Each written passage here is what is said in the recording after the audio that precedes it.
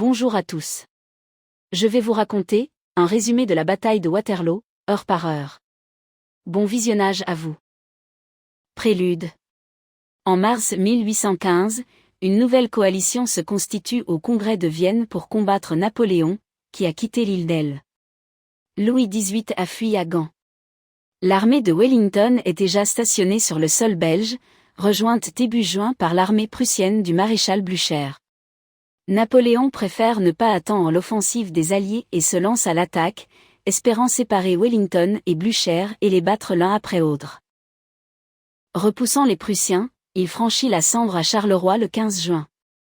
Le même jour, le général français Louis de Bourmont, qui commande la 6e division, abandonne son commandement le 15 juin, la veille de la bataille de Ligny, avec quelques officiers de son état-major. Dans le mémorial de Sainte-Hélène, Napoléon l'accuse d'avoir révélé son plan à l'ennemi. La défection de Bourmont a eu une influence psychologique importante sur la troupe qui l'accusait de trahison. Dans la nuit du 15 au 16 juin, le duc et la duchesse de Richmond, sujets britanniques résidant à Bruxelles, organisent un bal en leur hôtel où toute l'aristocratie locale est conviée. Le duc de Wellington et les généraux de son armée y sont invités et beaucoup d'entre eux sont présents. Un peu avant minuit, une estafette envoyée du front par le général Constant Rodec, chef d'état-major du prince d'Orange, prévient le duc que les Français sont aux 4 bras de Bézitis. Wellington parvient à rassurer l'Assemblée mais ordonne dans le même temps à ses officiers de quitter discrètement la fête et de rejoindre leurs troupes. Vers 3 heures du matin, le duc se retire lui-même et, dès 7 heures, il galope vers les 4 bras. Le 16 juin, les troupes napoléoniennes, divisées en 2 ailes, sont, le même jour, opposées à des unités de Wellington aux 4 bras, une dizaine de kilomètres au sud du champ de bataille de Waterloo. Et à 3 des quarts corps prussiens à Ligny, une dizaine de kilomètres au sud-est des quarts bras.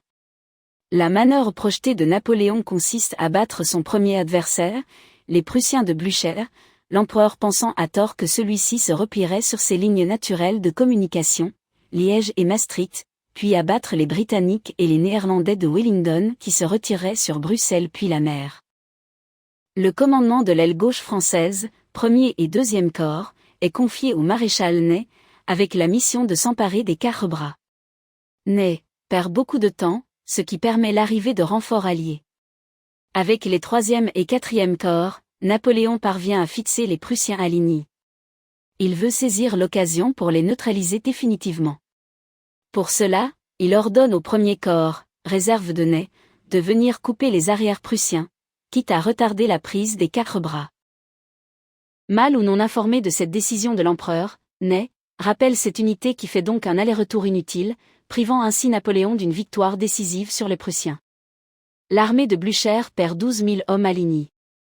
Les pertes françaises s'élèvent à environ 7 000. Le vieux maréchal de 73 ans, dont le cheval a été tué, échappe de peu à la capture mais son chef d'état-major, Gneisenau, organise un repli remarquable sur Wavre, sauvegardant ainsi la possibilité de rejoindre Wellington. L'armée prussienne est battue mais pas vaincue, elle a sauvé l'essentiel de son artillerie et surtout conservé son esprit combatif. Napoléon, au contraire, surestime les effets de ce qui n'est qu'un succès tactique, pense les Prussiens hors de combat et en retraite vers Namur et Liège. Ce n'est que le lendemain, le 17 juin, que Napoléon confie le commandement de son aile droite, 34 000 hommes, au maréchal Grouchy avec mission de poursuivre les Prussiens. Informé de la défaite des Prussiens, Wellington, à 10 heures du matin, fait replier ses unités des 4 bras sur la position reconnue de Mont-Saint-Jean où Blücher a promis de le rejoindre. Le repli par la chaussée de Bruxelles sur le village de Waterloo se fait discrètement, couvert par la cavalerie d'Uxbridge. Ney, occupé à exécuter les ordres qui lui enjoignent de rallier, d'approvisionner et de concentrer ses troupes, ne s'en aperçoit que dans l'après-midi du 17, alors que l'orage transforme le terrain en bourbier. Napoléon, qui a rejoint Ney, lui aurait reproché son inaction et lance à la poursuite de l'arrière-garde de l'armée britannique, commandée par Uxbridge, les divisions de cavalerie légère de Jacquinot et Subervie, appuyées par des batteries à cheval de la garde et les cuirassiers de Kellermann. La bataille de Waterloo s'est déroulée le 18 juin 1815, en Belgique, à 20 km au sud de Bruxelles, dans l'actuelle province du Brabant wallon 4. Cette bataille a opposé l'armée française dite armée du Nord, dirigée par l'empereur Napoléon Ier, à l'armée des Alliés, dirigée par le duc de Wellington et composée de Britanniques, d'Allemands, contingent du Hanovre, du Brunswick, du Nassau, et de Néerlandais, unités belges et néerlandaises. Rejointe par l'armée prussienne commandée par le maréchal Blücher. Elle s'est achevée par la défaite décisive de l'armée française. La bataille. 11h30, l'attaque de diversion d'Hougoumont. À 11h30 démarre à l'ouest l'attaque de diversion menée par le prince Jérôme contre le château ferme de Hougoumont. Les 3030 hommes de la brigade Bauduin doivent attaquer en premier et pénétrer dans le bois. Une grêle de balles tombe alors sur les Français et le général Bauduin est mortellement blessé. En 1 heure, les Français chassent du bois les soldats nassoviens qui se trouvaient au sud d'Hougoumont. Le prince s'acharne alors à prendre la position fortifiée. Malgré des renforts successifs, toutes les attaques françaises sont repoussées. À 13h30, le lieutenant Legros, un ancien sapeur, parvient, à coups de hache, à défoncer un battant de la porte nord de la ferme. Quelques hommes entrent dans la cour et ils sont immédiatement tués par les Coldstream, à l'exception d'un jeune tambour. Hougoumont devient, durant toute la journée, un point de fixation dans la bataille qui mobilise plus de 8000 hommes du côté français, contre seulement 2000 du côté allié. 13h. L'attaque du premier corps. À 13h, à l'est, les 80 canons de la grande batterie déployés sur 1400 mètres ouvrent le feu. Au bout d'une demi-heure, les artilleurs français cessent leurs tirs, la brigade anglo-néerlandaise Byland de la division Perponcher a souffert car elle était positionnée en contrebas du plateau, une position à haut risque. Les autres unités de l'armée alliée, positionnées à l'abri de la crête du plateau, s'en sortent avec des pertes légères.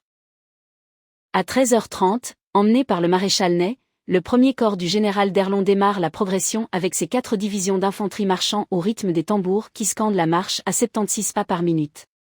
Chaque division est constituée de 8 bataillons en ligne, formant un rectangle de 24 rangs de 180 hommes, 3 rangs par bataillon, se déployant sur un front d'environ 150 mètres et une profondeur de 60 mètres, soit plus de 4000 fantassins armés de mousquets. Elles se mettent en marche l'une après l'autre d'ouest en est, c'est-à-dire dans ordre, la division Kio, la division d'Onslow, la division Marcognet et la division Durut. À l'ouest du dispositif de D'Erlon, la division commandée par Kio, en l'absence d'Alitz, est chargée de prendre la Haie-Sainte. Elle est flanquée d'une brigade de cuirassiers du corps Milhaud, 2, selon certaines sources qui citent les brigades Travers et Dubois. Et à l'est du dispositif, la division commandée par Durut doit prendre les fermes de Papelotte, de Smohain et de La Haye. Entre les deux fermes, se trouvent les divisions d'Onslow et Marcognet qui ont pour objectif de prendre pied sur le plateau. La Haie-Sainte est fermement défendue par le 2e bataillon léger du major George Baring de la King's German Legion, et les Français butent sur les solides défenses de la ferme. Papelotte et les fermes alentours sont défendues par des régiments de Saxe-Weimar, la division Durut parvient à remplir ses objectifs après un court combat. Entre ces deux positions défensives, les divisions d'Onslow et Marcognet, après des pertes dues à l'artillerie alliée et à la grande profondeur de leurs rangs, repoussent facilement la brigade Byland, déjà très affaiblie par le bombardement français, par un court échange de feu, puis elle commence à monter vers le plateau. Alors, le général britannique Pitton, vétéran de la guerre d'Espagne et commandant la division alliée qui se trouve devant les Français, a fait coucher ses soldats derrière la contrepente en adoptant la technique de Wellington en Espagne, et ordonne à ses régiments d'infanterie écossais et de miliciens de se lever brusquement. Les soldats alliés déchargent alors leurs fusils sur les soldats du premier corps. Même la brigade Byland s'est ressaisie et dirige un déluge de feu sur les Français, qui, pris par surprise en train de monter le plateau en colonne, ne peuvent répondre aux tirs et tentent désespérément de reformer leur ligne. Devant cette infanterie désorganisée, Wellington confie au commandant de son corps de cavalerie, Lord Uxbridge, de faire contre-attaquer les brigades de cavalerie lourde Somerset et Ponsonby, dont les célèbres Scots-Grace. Les Scots-Grace de Somerset attaquent le détachement de cavalerie lourde du corps d'armée de Milhaud, chargé de protéger la division Kio, la brigade lourde Ponsonby attaque le premier corps. Les Français, surpris en plein déploiement, sont décimés et se replient en désordre, subissant de lourdes pertes. Le sergent Charles Ewart des Scots-Grace réussit à s'emparer du drapeau du 45e régiment de ligne français et de l'aigle qui surmonte sa rampe. Dans leur élan, les deux brigades de cavalerie britanniques vont même jusqu'à attaquer la grande batterie, où elles se font alors enfoncer par la cavalerie française restée en arrière, composée des corps d'armée de Milhaud et de la division du 1er corps commandé par Jacquinot et sont mises définitivement hors combat. Les lanciers de Jacquinot poursuivent leurs ennemis et sont attaqués par la division de cavalerie alliée Vandeleur située à la gauche du dispositif britannique. À ce moment, des éléments de la division du Rude forment un carré, voyant déferler ces cavaliers sur leur droite. Les lanciers français les dégagent et poursuivent les gardes à cheval et les dragons jusqu'au pied du Mont-Saint-Jean, au-delà de la haie Sainte. Il y a alors un arrêt dans l'action et chacun regagne ses positions. Malgré les déboires de la cavalerie lourde britannique et la mort du général de division Picton, c'est un nouveau succès défensif pour l'armée de Wellington.